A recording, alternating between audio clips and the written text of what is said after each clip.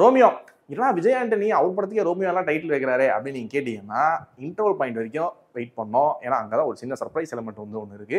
இந்த interval point வரைக்கும் wait பண்ணி பார்க்குற அளவுக்கு படம் ஒர்த்தா இல்லையா அப்படின்றத பார்க்கலாம். விஜய் ஆண்டனி 30 வயசு ஆகியும் லவ்வே பண்ணாம அன்புக்காக ஏங்குறாரு. ஸோ எப்படியாவது கல்யாணம் பண்ணிடணும்பா அப்படின்னு ஒரு லட்சியத்தோட வந்து அவர் இருக்காரு. மிருணாளினி ரவி அவங்களுக்கு வந்து ஒரு மிகப்பெரிய ஆக்டர், ஒரு ஸ்டார் ஆகணும் அப்படின்னு ஒரு ஆசை இருக்கு. இவங்க ரெண்டு பேருமே ரிலேட்டிவ்ஸ் அப்படின்றதுனால ஒரு பாயிண்ட்ல மீட் பண்ணி உங்களுக்கு கல்யாணமும் வந்து நடக்குது. ஸோ அங்கிருந்து என்ன ஆகுது அப்படின்றது தான் இந்த ரோமியோ. கல்யாணத்துக்கு அப்புறம் ஒய்ஃபை லவ் பண்ண வைக்கிறது, இந்த சினிமாக்குள்ளேயே சினிமா எடுக்கிறது, அதுக்கப்புறம் தான் ஒய்ஃப் கிட்டே வந்து வேற ஒரு ஆள் மாதிரி நடிச்சு பேசுறது அப்படின்னு சொல்லி கிட்டத்தட்ட நமக்கு ரப்தே பனாதே ஜோடி அப்படின்னு சொல்லி அனுஷ்கா சர்மா, ஷாருக் கான்லாம் வந்து நடிச்சிருப்பாங்க. அந்த படத்தோட ஒரு சிமிலாரிட்டி தெரிஞ்சாலும், ட்ரீட்மெண்ட் தெரிஞ்சாலும் படத்துல எமோஷன்ஸ் வந்து பயங்கரமா டைரக்டர் விநாயக் வைத்தியநாதன் ஒர்க் பண்ண வச்சிருக்காரு. தமிழ் சினிமா பொறுத்த வரைக்கும் எப்பவுமே வந்து ஹீரோ தான் ஒரு மிகப்பெரிய லட்சியத்தோட வாழ்வாரு. ஹீரோயின் அவங்க லைஃப்குள்ள வந்ததுக்கப்புறம் சும்மா ஹீரோக்கு வந்து சப்போர்ட்டிங்காக தான் வந்து அவங்க இருப்பாங்க. பட் இந்த படத்துல அப்படியே உல்டாவாக்கி ஹீரோயின் மிருணாளினி ரவி அவங்களுக்கு தான் வந்து சினிமாவில் பெரிய ஸ்டார் ஆகணும்னு ஒரு கனவு இருக்கும். இதுக்கு விஜய் ஆண்டனி வந்து சப்போர்ட் பண்ணுவாரு. ஸோ இந்த உல்டா ஆக்குனது ஒன்று ஃபேக்டர் ஒன்று இருக்குல்ல, அது படத்துல செமையாக வந்து ஒர்க் ஆயிருக்கு. இந்த படம் வந்து ஒரு லட்டு மாதிரி ஆக்டர்ஸ்க்கு அவ்வளோ அழகாக ஆக்டிங் ஸ்கோப்பை வந்து ரெண்டு பேருமே வந்து காட்டியிருக்காங்க. விஜய் ஆண்டனி அவருக்குனே ஏற்ற மாதிரி சில கேரக்டர்ஸ்லாம் வருதா என்னன்னு தெரியல, அப்படியே பாவமா பவ்யமா ஒரு ஒரு 30+ காய் இந்த ஜென்ரேஷனோட கனெக்ட் ஆகாம அந்த ஒரு டிட்டாச்மெண்ட் வந்து எப்படா லவ் பண்றது, எப்படா கமிட் ஆகுறது அப்படின்ற அந்த ஒரு ஏக்கம் வந்து அதை செமையாக காட்டியிருக்காரு. அண்ட் இவருக்கு ஈக்குவலா மிருணாளினி ரவி அந்த சைடு வந்து பயங்கரமா வந்து ஸ்கோர் பண்றாங்க.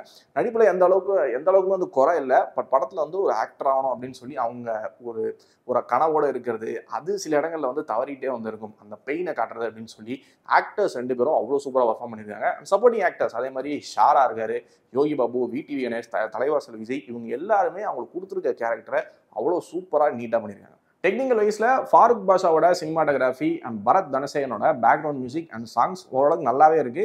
படத்தோடைய யூத்ஃபுல்லான ஒரு டோன், அந்த மூடு இருக்குல்ல, அதை வந்து இவங்க ரெண்டு பேரும் வந்து பயங்கரமாக எஸ்டாப்ளிஷ் பண்றாங்க. அண்ட் ஒரு சின்ன சர்ப்ரைஸ் என்னன்னா, விஜய் ஆண்டனியா தான் அந்த படத்தை வந்து எடிட் பண்ணியிருக்காரு. அவர் பண்ணியிருக்கிற சின்ன சின்ன கிமிக்ஸ் இருக்குல்ல எடிட்டிங்ல, நிறைய மேட்ச் கட்ஸ்லாம் வச்சு அந்த டிரான்சிஷன்லாம் சூப்பராகவே வந்து பண்றாரு எடிட்டிங்லாம். பட் என்னதான் அவர் படமா இருந்தாலும் எடிட்டிங்ல வந்து அதுன்னு படத்தை ஓட விட்டே இருக்கக்கூடாது. சில இடங்கள்ல வந்து தாராளமாக கட் பண்ணி தூக்கிடலாம். படத்தோட ரன் டைம் வந்து அவர் நினைச்சிருந்தா குறைச்சிருக்கலாம். இந்த கதை பொறுத்த வரைக்கும் கல்யாணத்துக்கு அப்புறம் ஹஸ்பண்ட் வந்து ஒய்ஃப் வந்து லவ் பண்ண வைக்கிறாரு அப்படின்ற ஒரு ஸ்டோரியா இருந்தாலும் இதுக்குள்ள வந்து எந்த டபுள் மீனிங் ஜோக்ஸ், இந்த முகம் சுழி கேட்குற மாதிரி சீன்ஸ்லாம் இல்லாம ரொம்பவே நீட்டா, கிளீனா, டீசெண்டா தான் டைரக்டர் விநாயக் வைத்தியநாதன் வந்து ப்ரெசென்ட் பண்ணியிருக்காரு. அதுக்கே வந்து ஒரு பாராட்டுகள். படத்துல நிறைய மெச்சூரான டைலாக்ஸும் இருக்கு. படத்துக்குள்ளேயே வந்து ஒரு படம்லாம் வந்து எடுக்கிறாங்க. அப்போ வந்து விஜய் ஆண்டனிட்ட வந்து ஒரு சீன் சொல்லுவாங்க, என்னன்னா நீங்க வந்து ஒய்ஃப் அடிக்கணும், அப்போதான் அப்படிதான் நீங்க ஆண்மையை நிரூபிக்கணும் அப்படின்னு சொல்லுவாங்க. அதுக்கு விஜய் ஆண்டனி ரொம்ப சிம்பிளா, என் ஒய்ஃப் அடிச்சாதான் நம்மள ஆம்பளையா அப்படின்னு கேட்கிற அந்த டைலாக் வந்து பயங்கர ஒரு ரியாலிட்டி செக்காக தான் வந்து இருந்தது.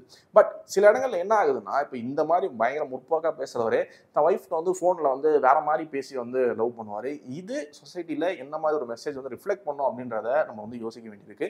அதே மாதிரி படத்துல என்னதான் அந்த எமோஷன்ஸ் நல்லா ஒர்க் ஆயிருந்தாலும் சில லாஜிக்கல் மிஸ்டேக்ஸ்லாம் பயங்கரமாக தான் இருக்கு. விஜய் ஆண்டனியே வந்து பாத்தீங்கன்னா மிருணாளினி ரவி வந்து ஹீரோயின் ஆகிறதுக்கு அவரே படம்லாம் வந்து ப்ரொடியூஸ் பண்றேன் அப்படின்ற ரேஞ்சுக்கு வந்து இறங்கி வந்துருவாரு. ஏன்னா படத்துல வந்து இவங்க படம் எடுக்கிறாங்க, அந்த படம் பாத்தீங்கன்னா பயங்கர பிரம்மாண்டமா சிட்டுலாம் போட்டு எடுக்கிறாங்க. ஏய் நீ வந்து எனக்கு சின்ன பட்ஜெட் படம் தாண்டா சொன்னேன் அப்படின்னு அப்படிலாம் ஒரு கேரக்டர் வந்து சொல்லும். பட் படம் பார்க்கும்போது பயங்கர பிரம்மாண்டமா செட்டுலாம் போட்டு எடுப்பாங்க. ஸோ விஜய் ஆண்டனி படத்தில் என்ன வேலை தான் பார்க்குறாரு அப்படின்னு ஒரு டவுட்டுமே வருது. அது மாதிரி படத்தில் ஒரு ரொமான்டிக் ஜோன் அந்த ஏரியாவில் ட்ராவல் ஆகிட்டு இருக்க படம் திடீர்னு நடுவில் வந்து ஒரு தங்கச்சி சென்டிமெண்ட்குள்ளே வந்து ஒரு எமோஷனல் ட்ராமாவாக ஒரு இடத்துல மாறுது. அந்த ப்ராப்ளமே ரொம்ப ஈஸியாக வந்து சால்வ் பண்ணிடுறாங்க. அதை எப்படி சால்வ் பண்ணாங்க அப்படின்னு வந்து ஒரு சின்ன எக்ஸ்ப்ளனேஷன் தான் கொடுக்குறாங்க. பட் அந்த அளவுக்கு அது ஏற்றுக்கிற மாதிரி இல்லை.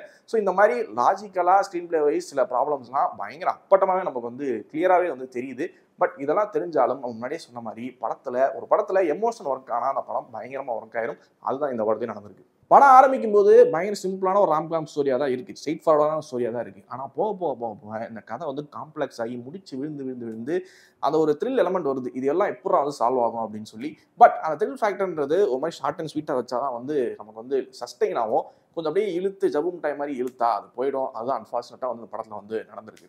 ஸோ ரோமியோ படம் பொறுத்த வரைக்கும் மிருணாளினி ரவி, விஜய் ஆண்டனி இவங்களோட ஆக்டிங்கால படத்தை வந்து பயங்கரமாக வந்து ஷோல்டர் பண்ணியிருக்காங்க. அந்த விநாயக் வைத்தியநாதன் அவரோட எமோஷன்ஸ் வந்து அவ்வளோ சூப்பராக படத்தில் வந்து ஒர்க் ஆகிருக்கு. பட் இந்த மாதிரி சில பல குறைகளுமே படத்தில் வந்து இருக்குது. இதனால் ஓரளவுக்கு ஒரு டீசெண்டான, ஒரு எங்கேஜிங்கான, ஒரு ரொமான்டிக் எமோஷனல் ட்ராமாவாக தான் வந்திருக்கு.